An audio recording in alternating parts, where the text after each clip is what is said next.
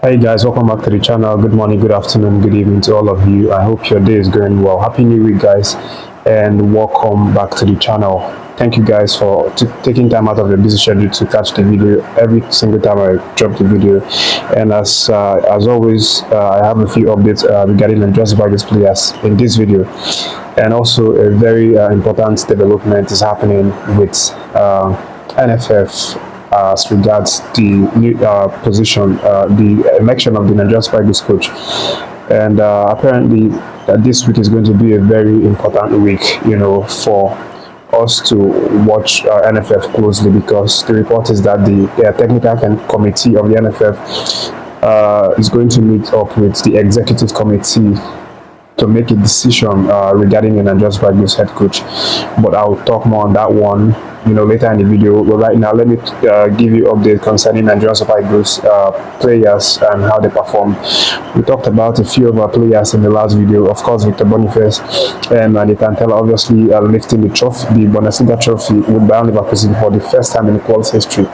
And I'm sure they are still celebrating now. The celebration yesterday was really massive, and they are still definitely feeling the joy and happiness after that yesterday's victory.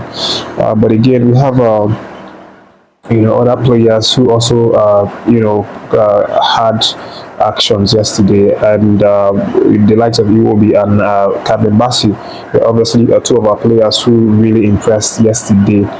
And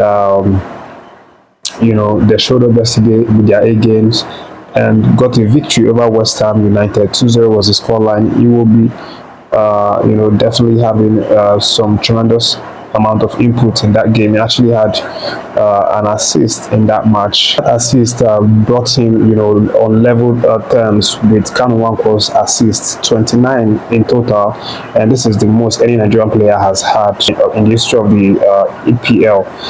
And the next assist is going to get is definitely going to be setting a new record for a Nigerian player having an assist in the English Premier League. And of course, aside from that, Iwobi had some really meaningful contributions to the game, playing 74 minutes of the match, having one assist and having two shots a game, as he helped his Fulham side defeat a really strong West Ham side. But aside from Iwobi, Bassey also put in a very strong performance yesterday. He played for 90 minutes, had one tackles, and had a passes accuracy of 49. This isn't his best performance. We've seen Bassey, perform top, above what he did yesterday. But again, they got the 3 points after a 2-0 victory, which is the most important thing, picking up 3 points. And of course, this goes a long way to actually push them further up the league as they chase the first half of the league. They're currently 2 points below the 10th position, Brighton, and I'm sure they are going to want to at least cross that top 10 in the EPL league table. Also, we have to have an Nigerian Super Eagles players, Olise Eze and Olise, combining really well to break Liverpool's heart by winning Liverpool 1-0 as Crystal Palace went to Anfield to actually get that point. It was a slim victory, but sometimes these slim victories are the ones that actually hurt you the most. And from the perspective of Liverpool, it's definitely very, very crushing, especially considering the fact that they are chasing the title. But again, it's all smiles and all laughs for Olise Eze and Olise and Crystal Palace as they went away for that one to get a victory. Olise Eze was the one that got that only goal. Mitchell assisted Olise Eze, but Olise was also involved in the build-up play that led to the goal, which is why I'm very happy about this, because the goal has Nigerian players written all over it. And for their personal performance, Olise Eze obviously capped off a really good performance by playing 77 minutes of the game, having one goal, as I've mentioned, had 2 shots, and that was it. His ratings were top notch for that game.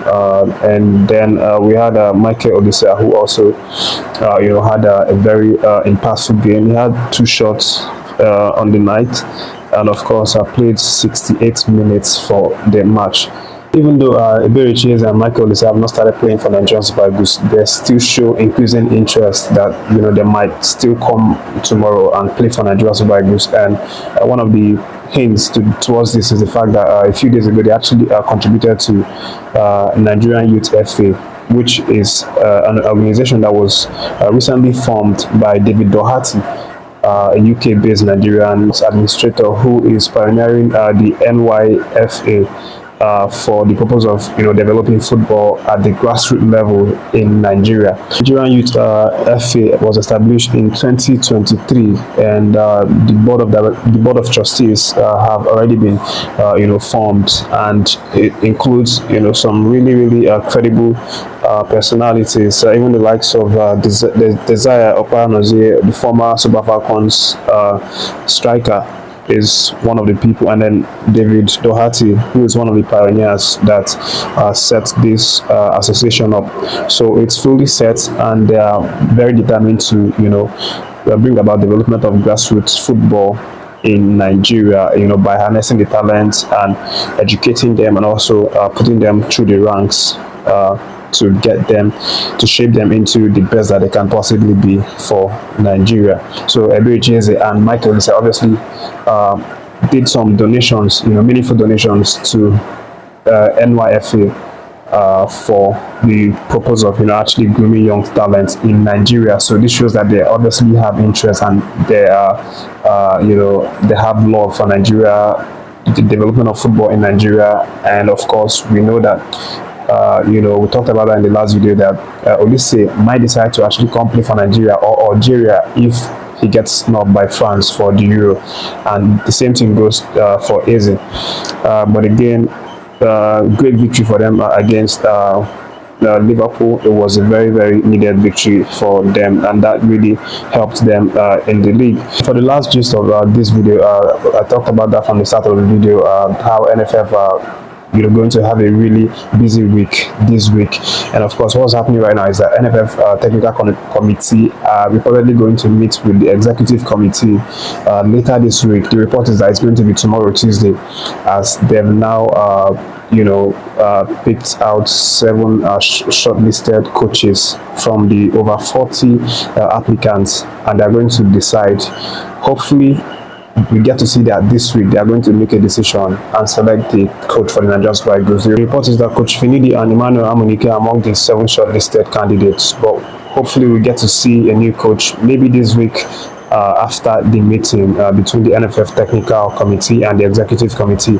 And again, once this coach is selected, the first role or the first objective will be to qualify Nigerian Super Eagles to the World Cup, of course, and then go from there. But that's the update, guys. Thank you for watching this one. React to any of the stories that you feel connected to. I appreciate you guys. Have a blessed week, guys. Take care of yourselves.